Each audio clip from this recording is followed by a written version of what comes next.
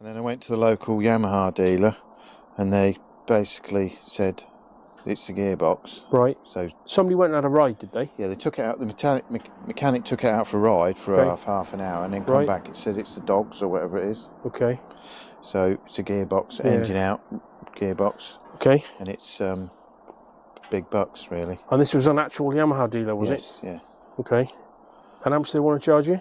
£4,000. Fuck me, really? £4,000. Yeah. What a lovely looking 4XV. And it's not here to have its carbs done. You'll be pleased to hear the guy that owns it contacted me a couple of months ago and said, Jim, I've got this R1 first model and it's got something weird going on with the gearbox.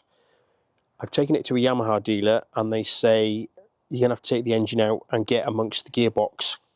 And he wasn't completely convinced by their diagnosis. So he rang me and he said, Jim, do you mind having a look? And I said, yes, I will, but you'll have to wait a while. And here we are a couple of months later.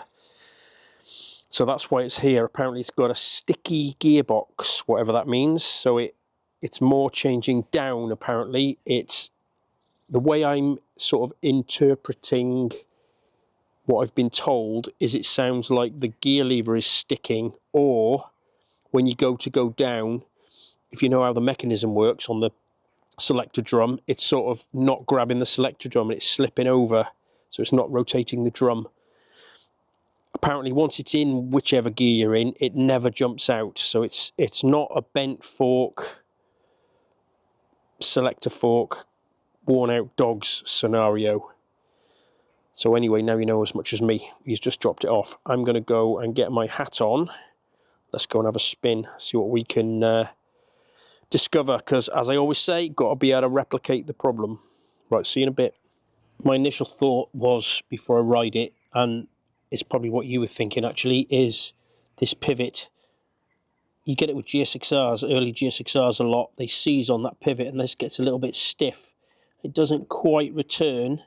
And it means the mechanism, the little paw on the thing that rotates the drum can't catch the next pin. So then the gear lever feels hard. You know, it doesn't sort of do anything. It's not rotating the drum. Anyway, that's nice and free. So it's not that. And the return spring is in, you know, sometimes the spring that, you'll know this probably, the spring that centers the selector mechanism back so it can, you know, take another pin on the selector drum. That seems okay, that's not broken. I thought maybe he'd turn up and this was going to be all floppy. But you can get at, I don't know whether you know, but there's a cover in here where this shaft comes through. That's not the greatest camera work, Jim, is it? Can we expose that a bit better, maybe? This cover comes off, and on these engines, all the mechanism is behind there. Sort of an odd place for it, really. A lot of bikes, you find that mechanism behind the clutch cover, and your shaft, if you like, your gear change shaft is usually lower down here somewhere, and it goes through, and all the gubbins for rotating the selector drum is behind the clutch. These are just a slightly different design. Anyway, let me get my hat on and let's go and have a spin. Okay guys, let's go and see if we can break this motorbike.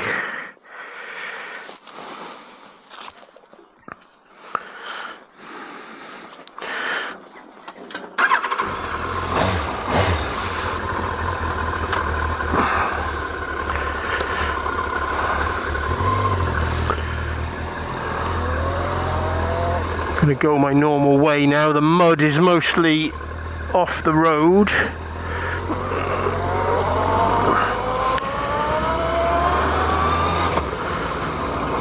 Apparently, it's down changing that is the worst. He says, did I just already say? I think I just did. He says it gets stuck on the down change. Sometimes feels sort of stiff.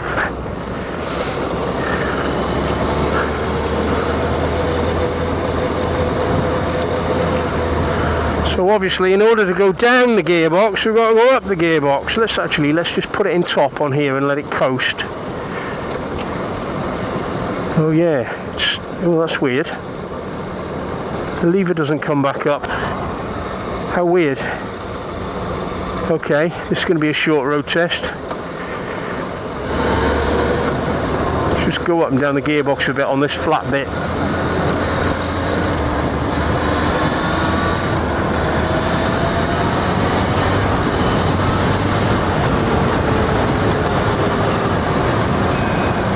That was alright that time.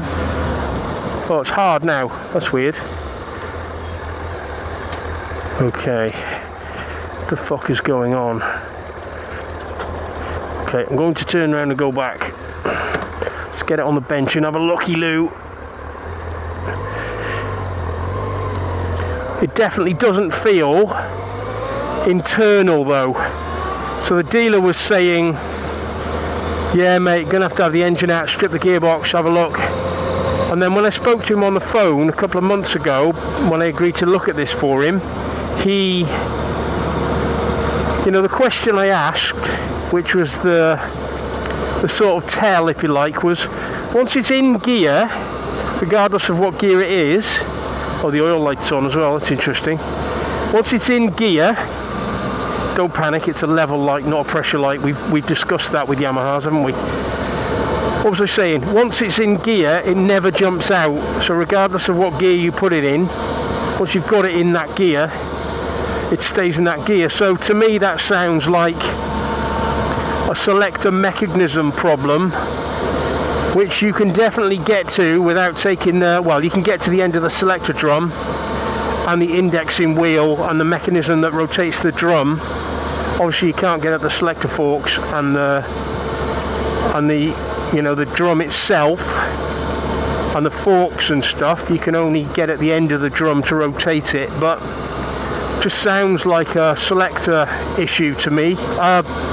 Yeah, like a selector mechanism issue. So I might just take that little cover off and have a look at the gubbins in there.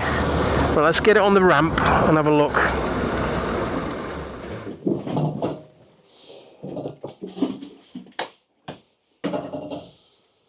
I fixed it already. Just when you think you've seen it all, you're not going to believe this, guys. Let me take you around the other side. Take the engine out, you say. Really? Are you fucking sure? Fuck me. Well, that was an easy fix. Just going to bend that out slightly. In fact, I'll wait till the customer picks it up and show him. I mean, ideally, there's a lot of play in this pivot here. You could replace the lever, because the bush is going to be the worn piece, not the pin it's on. Make that nice and tight. And maybe the footrest hanger is slightly bent because it looks like it's conked over. Fuck me. Amazing. That's a nice easy one. The customer is going to be very happy because he was trying to decide whether he had enough money to take the engine out, take the gearbox apart. I will ring him and give him the good news. I mean, genuinely, it was 2 months ago since I spoke to you. So what was the story? You were having issues with it. I'd been out and it wouldn't change gear. So I'd been out. I'd taken out for a ride. It got stuck in gear then, and I thought I'd changed. I thought it was already in first. Right. But I wasn't. It was stuck in sort of third or whatever. Yeah. And then the gear lever had gone solid. Okay. So then I managed to limp it home, and then I went to the local Yamaha dealer, and they basically said it's the gearbox. Right. So somebody went and had a ride, did they? Yeah, they took it out. The mechanic took it out for a ride for half an hour, and then come back. It said it's the dogs or whatever it is. Okay. So it's a gearbox, engine out, gearbox. Okay. And it's big bucks really. And this was an actual Yamaha dealer, was it? Yeah. Okay. And how much do they want to charge you? £4,000. Fuck me, really? £4,000? Yeah.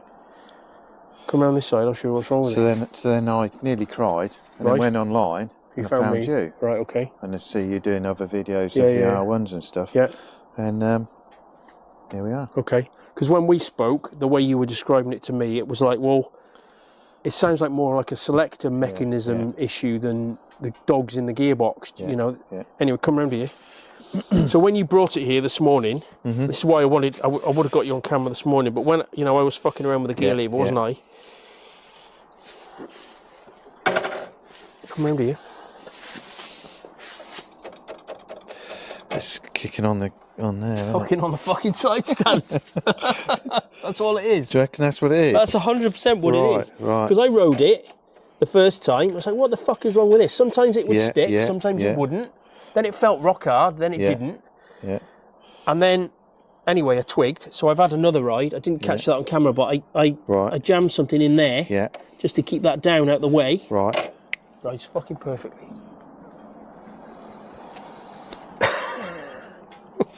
They are fixed. Yeah. Always look for It's the easiest £4 I've ever made. He'll pay. You can have that one on me, mate. Honestly, I haven't done anything. All I've done is fucking ride it. And it rides well, doesn't it? It rides all right. Yeah. It does, yeah. Engine's nice and tight. Yeah, it rides all right. I've blown the tyres up. I've charged the battery, and the seat's bolted down. You see, it's where it's rubbed on the spring. Yeah. And then you're stamping down. You can't. Yeah, you're stamping down, and it gets hooked underneath. Yeah. Yeah. All right. Yeah. Yeah. There's a bit of clearance to bend that stand, I think. I'd bend the lever, I think. Mm-hmm. Yeah. Do you want me to try and bend the lever now? If it fucking snaps, well, it's not on me, though. If it snaps, doesn't it? Okay, stand by. Aftermarket. You don't think there's a chance of breaking this down? No, he'll break that off. This will snap. Snap first, won't it? Easily Sally, first. Yeah. And when mine fell Try and get over, hold of it. my Like. Street Fighter fell over and that bent, that snapped. Yeah. That did snap.